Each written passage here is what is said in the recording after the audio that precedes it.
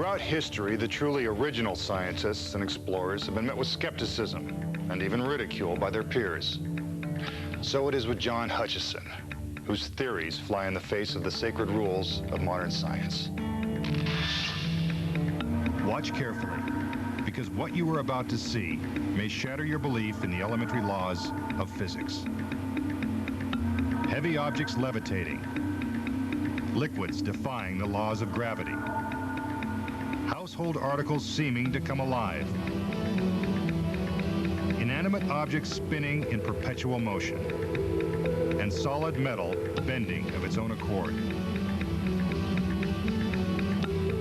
These bizarre phenomena, known collectively as the Hutchison effect, were unleashed by a self-taught, controversial scientist named John Hutchison. The Hutchison effect, on the simplest level, basically is the levitation and movement and translation of objects. I feel that I discovered an energy that influences the pulling effect of gravity. Has Hutchison truly uncovered an incredible new energy source? And why do members of the scientific establishment find his work to be suspicious? If Mr. Hutchison has really made the discoveries that he claims to have made, then I'm quite sure he will get a Nobel Prize in the near future, but don't hold your breath. As a boy, Hutchison first drew attention by emulating the brilliant 19th century scientist Nikola Tesla. Not your typical kid with a chemistry set, Hutchison devised experiments of his own.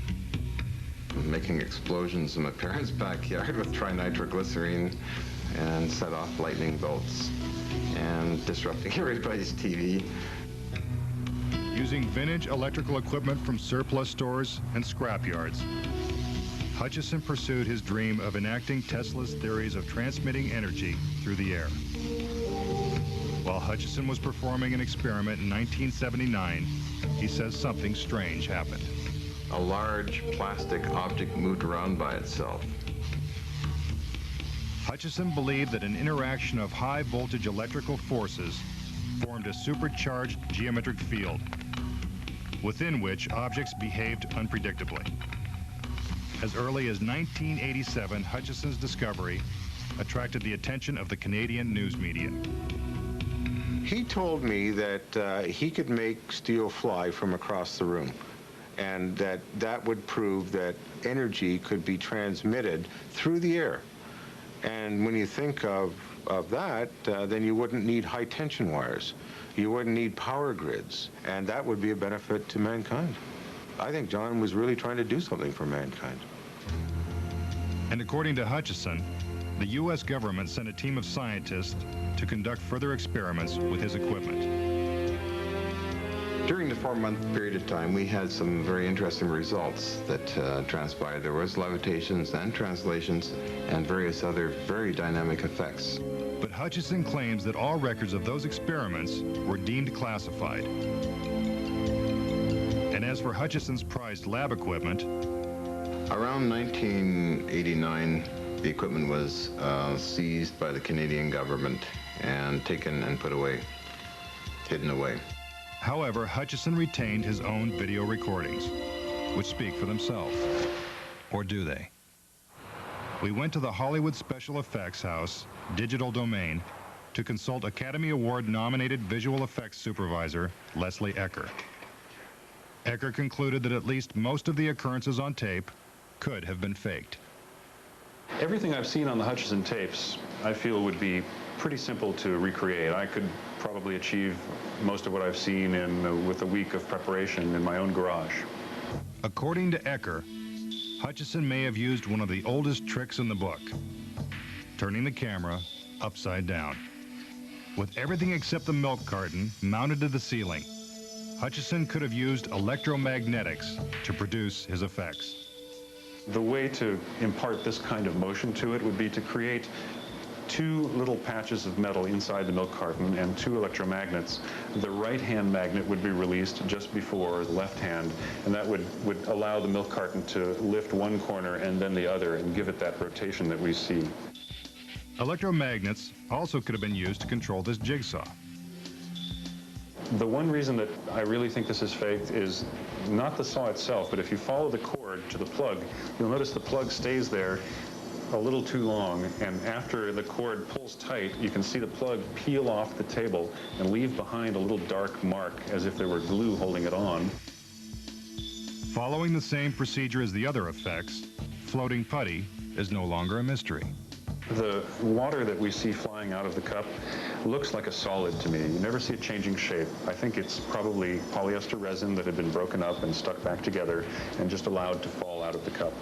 In the shot of the bottle squeezing, most likely what he's done here is have a hole through the table into the bottom of the bottle with a tube, and he's just got it attached to a bellows and he's pulling air in and out of it.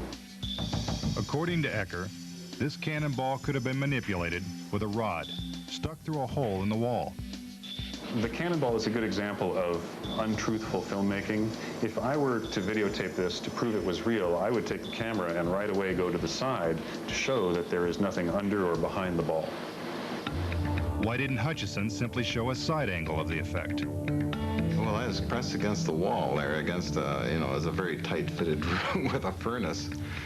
And it was in a sub-basement, and it was a very tight area, and it was like a storage space. So I couldn't really move around. Not the strongest explanation, perhaps. But there is one experiment that our expert couldn't figure out. The metal rod bending almost like a snake. See, now it's unbending, because this angle is remaining the same and this one's changing. See, now it's almost straight. It's definitely bending. Very interesting. That one's got me stumped. It's one thing to analyze video, but in 1987, Alan Edwards was an eyewitness to a levitation experiment when he did a TV news report from Hutchison's lab. We videotaped, and nothing moved, and we were getting very impatient. And then suddenly, without any warning, this sponge jumped up in the air and basically did a circle, jerky kind of circle, and then fell back to the ground. And it was eerie to see that.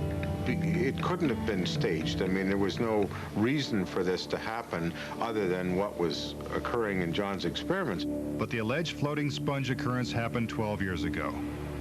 And scientists agree that the true proof of an experiment is repeatability. Hutchison has rebuilt most of his lab in Vancouver and claims he can make objects levitate there. But when we repeatedly asked him to do a demonstration for our camera crew, these were Hutchison's replies. Oh, no, I got plans for this weekend. My schedule is really tight. It's simply that the place is so cramped. I've kind of reserved this for a major U.S. network to do it. Perhaps in December sometime? Could that be cool? In closing, we offer this advice. I should warn anyone who tries to duplicate this that you're playing with high voltages. High voltages can kill, so you better learn carefully how to use high voltages safely, or you're liable to be fried.